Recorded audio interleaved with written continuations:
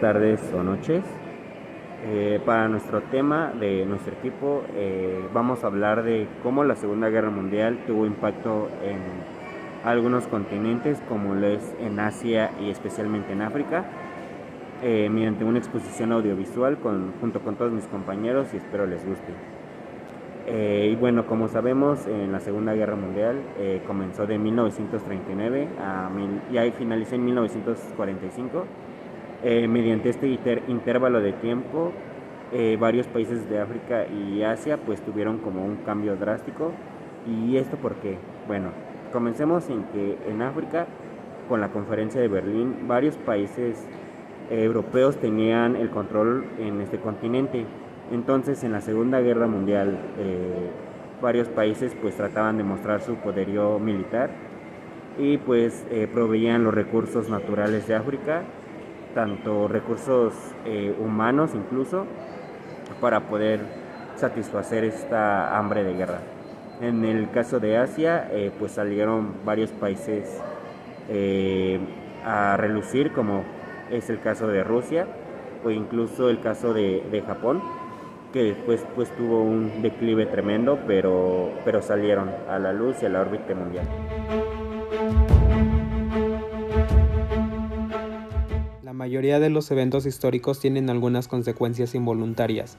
En esa línea, la Segunda Guerra Mundial contribuyó a la descolonización y la liberación política de África. Tras la Segunda Guerra Mundial, las potencias europeas ya no podían mantener sus imperios porque estaban agotadas y sumamente empobrecidas. Cuando la India se independizó de los británicos en 1947, sentó un precedente en el desafío al gobierno británico y de ese modo inspiró a muchos nacionalistas africanos en la lucha contra el colonialismo. En este contexto, la Segunda Guerra Mundial amplió los horizontes sociales y políticos generales, no solo de los exmilitares que habían servido en la guerra, sino de muchos africanos que se habían quedado atrás.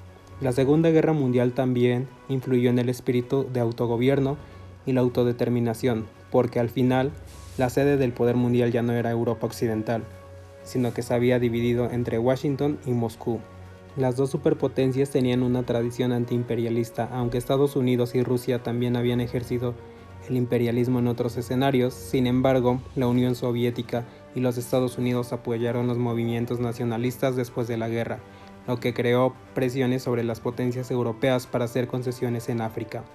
Para millones de africanos de todo el continente, la Segunda Guerra Mundial fue una importante experiencia de internacionalización. Al final, muchos africanos estaban dispuestos a gritar por la libertad y la independencia.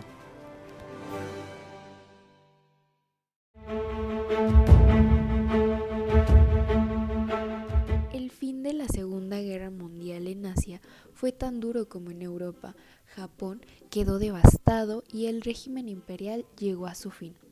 En el libro de Lawrence Rees, titulado El Holocausto Asiático, nos detalla con infinidad de datos el porqué de este título tan sorprendente y siniestro. Si bien sabemos, China fue el país más castigado, con unos 20 millones de muertos, no solo por la ferocidad de los ataques japoneses, sino porque la agresión a China por parte de Japón fue en diversas fases.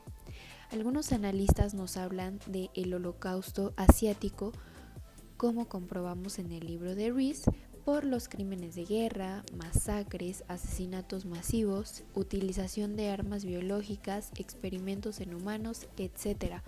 Un terrible holocausto en Asia. Como sabemos, las potencias del eje fueron vencidas en el año de 1945, gracias a la unión de las potencias aliadas. Entre las consecuencias más importantes que dejó esta guerra en Asia fueron las millones de muertes, la devastación económica y la división política entre los países. El inicio de un proceso de descolonización motivado ocasionó la independencia de múltiples países de Asia que estaban bajo el control europeo, ya que la guerra había dejado a las potencias europeas muy debilitadas. También hubo intensos movimientos migratorios de personas desplazadas por la guerra que buscaban volver a sus hogares. Puntualmente en Asia se dio fin al régimen totalitario en Japón. Japón perdió todas sus colonias, devolviendo los territorios ocupados a China, como Manchuria y Formosa, y quedó ocupada por tropas de los Estados Unidos. En Japón, Miles de personas murieron y muchas otras quedaron con secuelas tras la radiación ocasionada por las bombas arrojadas por los Estados Unidos en Hiroshima y Nagasaki. Corea quedó dividida en dos partes. En torno al paralelo 38, la norte quedó bajo la protección soviética, mientras la sur bajo la influencia norteamericana.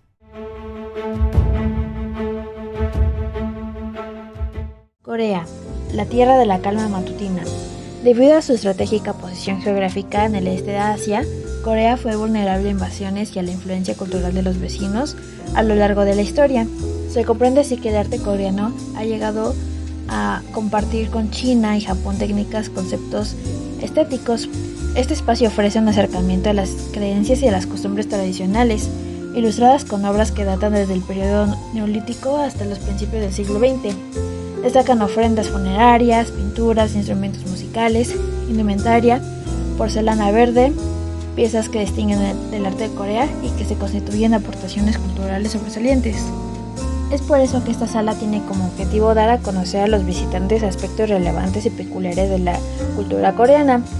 Lo pueden encontrar en el Museo Nacional de las Culturas del Mundo, y este proyecto se viene haciendo desde el 1 de enero del 2019 y va a continuar hasta el 31 de diciembre de 2024, de martes a domingo de 10 de la mañana a 5 de la tarde, y la entrada es completamente libre. Para seguir aprendiendo sobre la cultura asiática y africana podemos visitar dos canales en YouTube. El primero es Urcari, que este canal tiene como finalidad conocer la geografía y la cultura de muchos países que algunas veces ignoramos su existencia. Aquí encontrarás tops, documentales, curiosidades y también geopolítica. El siguiente es RT Documentales. Si te da curiosidad qué hay dentro del territorio más grande del mundo, este canal es perfecto para saber cómo se desarrolla la vida en distintas tribus de África, y podrás encontrar a fondo sus costumbres, su gastronomía, su forma de vida y cómo se mantienen ante la globalización que aparta sus costumbres del mundo moderno.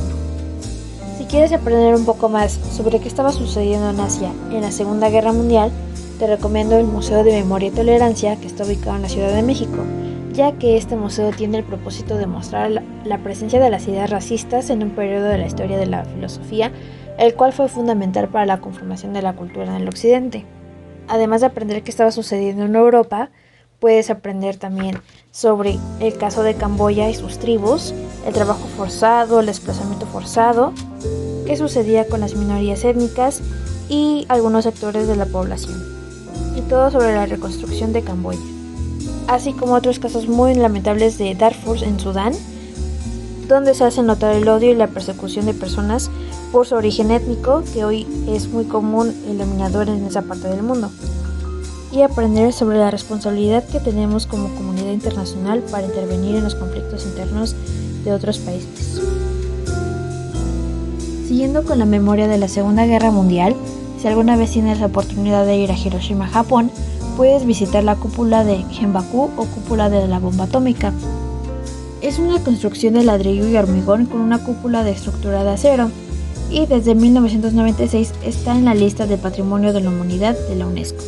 Después de la explosión de la primera bomba atómica el 6 de agosto de 1945, este edificio fue inmediatamente preservado exactamente como se encontraba después del bombardeo.